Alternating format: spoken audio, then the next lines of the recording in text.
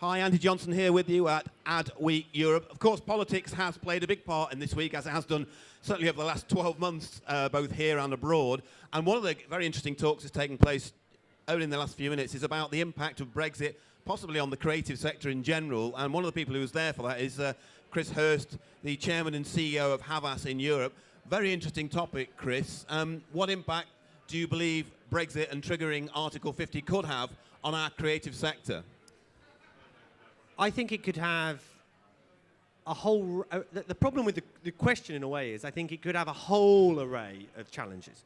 Everything from our sector is extremely closely linked to the economy generally, so almost it's a kind of a canary in the mine for the economy generally. So if Brexit has a negative impact on the economy, then we are going to feel it first and longest. So that's a fairly obvious point, I think.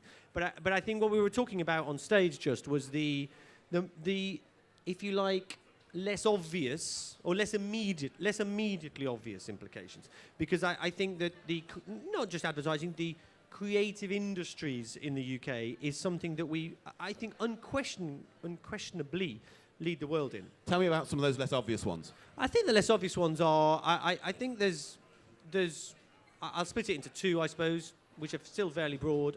One would be talent, and I think the creative industries that are represented here at Adweek, the advertising industry, if you like, I always think of as standing on the shoulders of giants. We wouldn't have the world-leading advertising community in this country if we didn't have an incredible world-leading broader creative community. And so it's incredibly important that that community continues to be fueled by the world's greatest talent, one. And I think, two, the cultural point.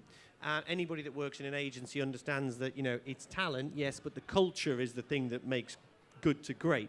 And I think that culture is a collision, I suppose, of different opinions, different backgrounds, different voices, different languages. And I think the more that we look like we're closing ourselves, it weakens that culture.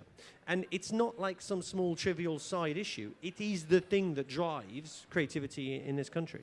Well, of course, we now know that come March the 29th, Article 50 will be triggered, and we are now set on that path to leaving the EU.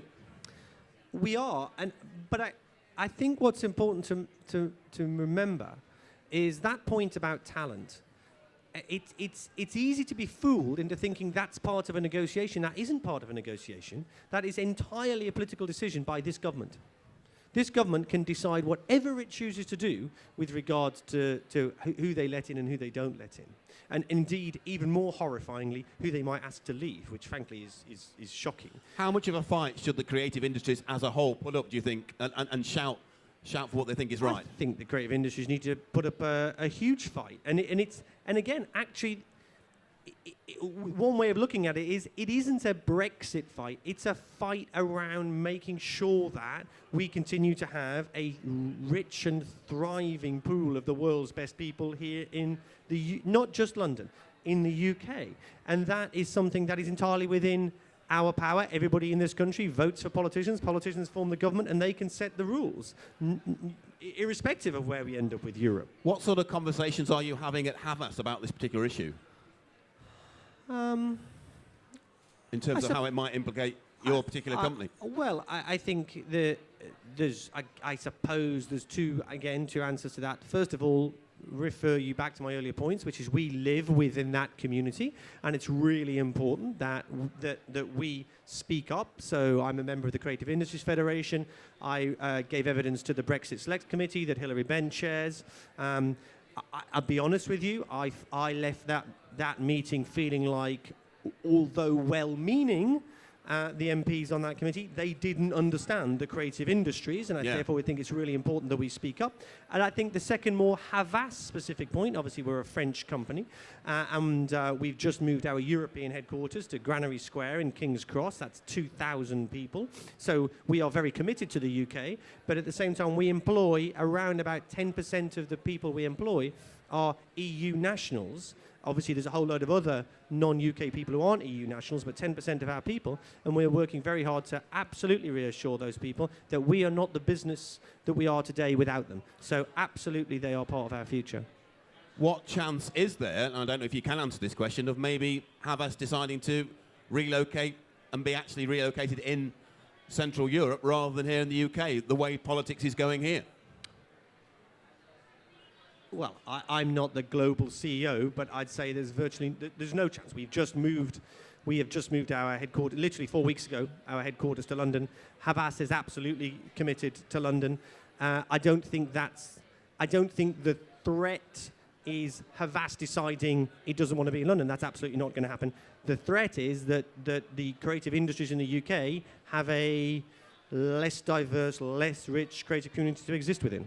Well, what reassurances can you give as a company to those employees from vastly different backgrounds and cultures that they will be safe and welcomed over here? Because we just don't know. I mean, the government have made some sort of soundings that people will be okay over here, but the truth is we don't know. We're in uncharted territory at the moment. We are in uncharted territory, but my personal view, and of course I can only give you my personal view because I'm not a member of the government, my personal view is that there is virtually no chance of people being removed from the UK. I mean, if you actually think through the political implications of people being escorted out of the country, I think that is just not going to happen. I think that when I said there's the sort of obvious problems, the economy, and then there's the more hidden ones, I think the more hidden ones come in, is it just harder for people to get here in the first place? Or even worse in a way, that we become a place that people don't want to come to. I mean, it's like we have this idea that people are lucky to be here. I think that's completely and fundamentally the wrong way of doing it. My view is we are lucky to have those people here. We are lucky to have people from around the world wanting to come, and not just the creative industries, all of the doctors, the whole thing. We are lucky to be a place that people want to come and work. And I think that's the long-term threat. What conclusions or what do you believe should now be done then, having been to this discussion today, in terms of how the creative industries as a whole in the UK do stand up and do make sure they're heard? Because it's quite worrying to hear, as you put it, that when you went in front of that select committee, a lot of the MPs didn't really understand about the creative industries, which do an enormous amount for this country and are worth an enormous amount as well.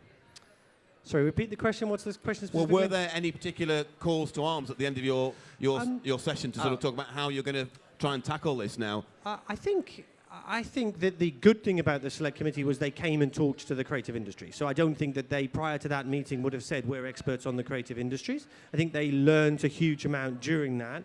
I think that the process of Brexit, it feels like it's been going on forever, but actually it hasn't started yet. And as you say, the 29th of March or the 27th of March, that's the sort of starting gun. And I think what is really important is the creative industries, which I think they are, and it's a very broad community. Make sure through the Creative Industries Federation, through the IPA, through the various other industry bodies, are getting their voices heard. But I think it's also important, it's an obvious point, but all of these decisions are being taken political decisions, and we live in a democracy, and the other way people influence is through their votes, and that's how that happens. So the creative industry needs to get up and speak with one voice. That's starting to happen by the sound of things. And also individuals as well. Make your voices heard. I think without question. Yep. Chris, thank you very much for talking to us today. Fascinating stuff. Of course, you can catch that session with Chris on AW Replay. Keep talking to us all the time. #AW Europe.